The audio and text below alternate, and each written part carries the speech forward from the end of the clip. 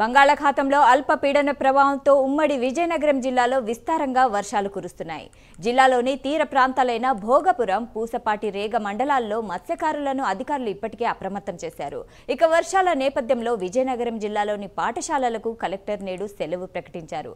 దీనిపై మరింత సమాచారం మా ప్రతినిధి నాగేంద్ర ప్రసాద్ అందిస్తారు. ప్రభావంతో ఉమ్మడి విజయనగరం జిల్లాలో విస్తారంగా వర్షాలు కురుస్తున్నాయి. గత 3 రోజులుగా ఇదే ప్రభావం కొనసాగుతోంది. వర్షాలు కురిసినటువంటి నేపథ్యం లోతట్టు ప్రాంతాలు కూడా జలమైనటువంటి పరిస్థితి కూడా కనిపిస్తుంది. పట్టణాల్లో మరింత దారుణంగా ఉన్నటువంటి పరిస్థితి కనిపిస్తుంది.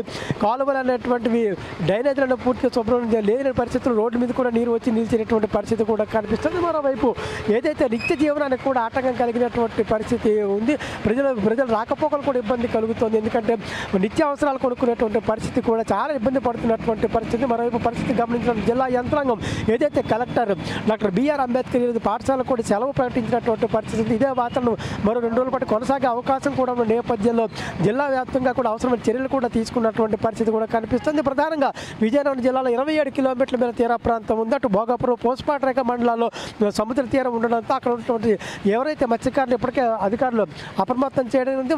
వారందరూ కూడా వేటకు వెళ్ళదని కూడా అధికారులు సూచించడం జరిగింది. ప్రత్యేకంగా భోగాపురం, పూసపాటి తహసీల్దార్లు కూడా అక్కడ ఉన్నటువంటి పరిస్థితులు గమనిస్తూ అవసరమైనటువంటి సూచనలు చేస్తున్నారు. మరోవైపు లోతట్టు ప్రాంతాలు ఎక్కడైతే ఉన్నాయో ముందు గుర్తించి వాటి చర్యలు తీసుకునేటువంటి పరిస్థితులు కూడా ఇప్పుడు ప్రస్తుతం చూస్తున్నాం. ఏదేమిటికి కూడా ఈ విస్తారంగా కురుస్తున్నటువంటి వర్షాల ప్రభావం అటు పార్వతీపురం, మన్యం జిల్లాలో కానీ ఇటు విజయనగరం జిల్లాలో కూడా కనిపిస్తున్నటువంటి పరిస్థితి. ఇదే పరిస్థితి మరో 2 రోజులు కూడా కొనసాగే అవకాశాలకు ఉన్నట్టుగా మనకు తెలుస్తుంది. మొత్తం మీద వర్షం ప్రభావంతో నిత్య జీవనానికి అయితే ఇబ్బంది అయితే మనకి కనిపిస్తున్నటువంటి పరిస్థితి ఉంది. ప్రజలు కూడా తిరిగేటువంటి పరిస్థితి తప్పనిసరి పరిస్థితుల్లో మాత్రమే ప్రయాణాలు కొనసాగిస్తూ రోడ్ల మీదకి వచ్చినటువంటి పరిస్థితులు అయితే మనం విజయనగరం జిల్లాలో కానీ పార్వతీపురం, మన్యం జిల్లాలో కూడా గమనిస్తున్నాం. కెమెరామెన్ కిషోర్తో నాగేంద్ర ప్రసాద్, విజయనగరం.